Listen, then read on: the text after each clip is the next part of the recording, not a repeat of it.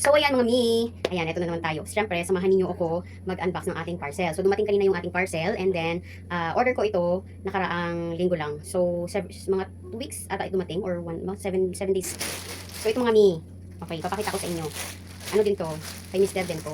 Lagi ko siya, in-orderan ko siya kasi sunod-sunod yung order ko na ganito na parating. Kasi nga, kailangan niya ito sa trabaho niya. So, kailangan ko din gawin to kasi nga, hindi pwedeng walang kapalit yung mga uniform niya. So, ayan. Ito yung pinaka-importante sa lahat, yung kanyang hairnet.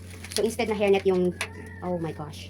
Instead na hairnet ang, ang in-order ko. So, ito na lang. Ayan. So, ayan, nabuksan ko na siya. Hindi ko na napakita. Ito yun. Ayan. So, ilalagay ko na lang ang ating link dyan sa yellow basket. Ayan. So, ayan, ito siya. Ang kagandahan lang dito guys, hindi siya mainit sa ulo. Kasi, ayan, net siya. Ayan, instead na hairnet. So, at least parang, cup pa rin siya. Ayan. Pwede pa din siyang pang go-go. Ayan, so, ayan. Ayan, so, maganda siya, mi. Ayan, kung mga nagluluto din yung inyong mga mister. Ayan, so, pag sa kusina, ganyan. Tsaka pwede rin siya pang on the go, hindi siya mainit kasi nga net siya dito.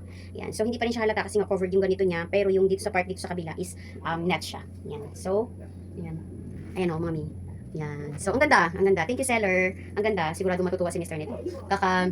Kakarating lang nito sa akin, as in, kakarating lang. So, meron tayong isa, dalawa, tatlo, apat. Yan. So, apat yung aking na-order. Oo. Buy one, take one. Buy one, take one. Kasi ang ganda naman, guys. Tingnan nyo naman. Tsaka pang matagalan nyo na itong gamitin. Oo.